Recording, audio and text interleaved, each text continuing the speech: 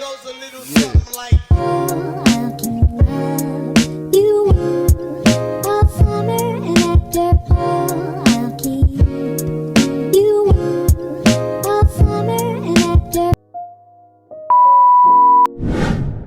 And for today's video is magbubukas tayo ng bagong libro. So, lumating siya guys! Bago kong, umorder ako ng new title isa. It's the Stefano Brothers by AJ Kim. So, ito na yun guys, bubuksan na natin siya. So, yan, thank you nga pala kay Ate Parings dahil sa kanya ako bumili. And nabili ko lang siya ng 150 pesos. Yes. You heard me. Ang galing di ba? Nabili ko lang sa kanya ng super mura. Siguro kasi markdown. Tapos ano din. Parang discount na din. Siguro. Pero markdown siya eh. Usually naman mga binibili ko is markdown. Kapag mahal yung book. Down tayo. Magigets ko pa din naman yan. Kahit markdown yan. Yan, buksan na natin. Before I proceed, guys, please like, share, subscribe, and click the notification bell for more upcoming videos. And don't forget to answer our monthly giveaway. Yes, na ina-announce natin every end of the month. Yeah. So, yun lang.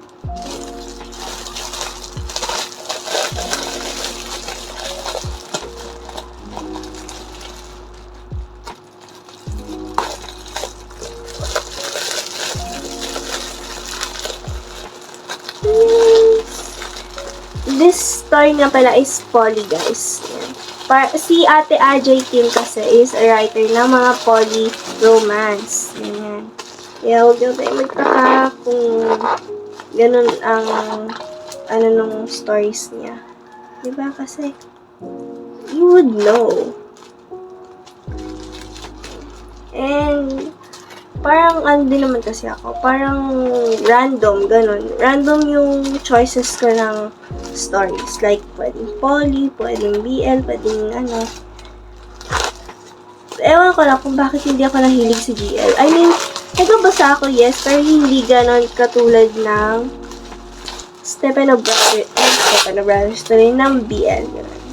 So, yan. Visible na yung niya, yung mga previous niya sa likod. Nice. That's all I can say. It's nice.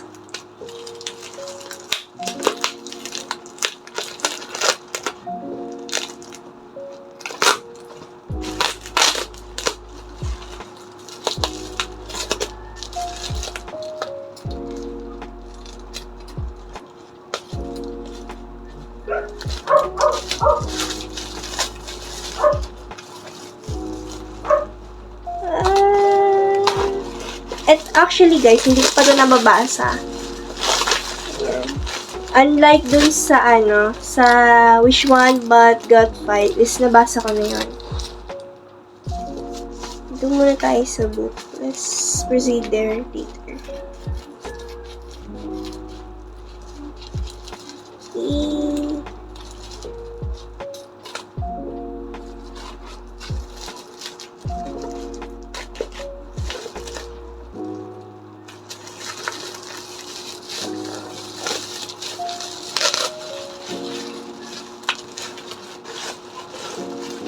Oh, wow.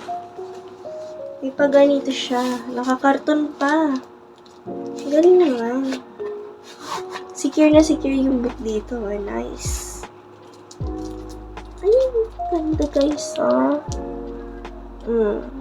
Nice. I think the cover is matte. Matte ang cover nito, white type of paper, and red spine. If I know, is may like, tawag doon? May may inclusion na photocard tuloy, bookmark and postcard. Yeah, let's check.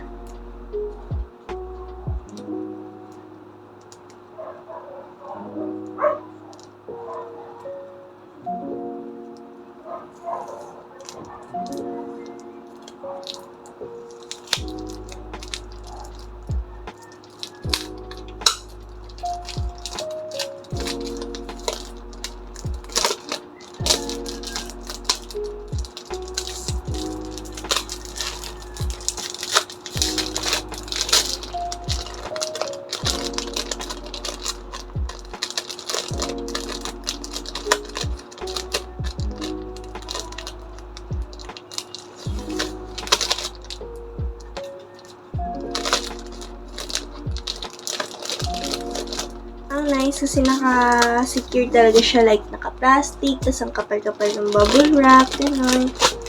Ang nice. Kaya minsan talaga bumabalik-balik ako sa mga seller na binibilan ko ng libro. So, yan. Ang ganda ng quality ng book. It's, wala siya magano'ng kasira. Di lang dito talaga. Lagi nga lang yan. Pero it's normal. Yan. Ang ganda. Yan. Ang ganda, oh. Na-addict ako. So, proceed na tayo dito agad. Yan. Candy. Yeah. Candy. Tsaka, mga stickers. Hindi ko maano kasi hindi sila magkakasama. Like, hiwa-hiwalay ba ako magsitapon sila. Ganun. Tapos, ayan. Another booklet. Yeah. One of my fave. Bookmark. Ang cute! It's pink. Pink, ang tawag dito? Index card. Yeah, and small index card. May magagamit ako for school. That's so nice. Yun lang naman. Wala naman ako nakalimutan, diba? I mean, napakita ko naman lahat. Yeah. So, that's it.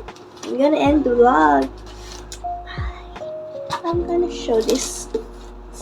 I really love. Yeah. Super nakatipid ako. It's 320 pesos yung original price niya. And then, nabili ko lang siya ng 150. Ayan. Nahulog.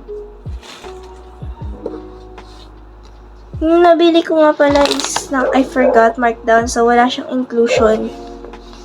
Yeah. Sad. But, it's okay. I still got the book.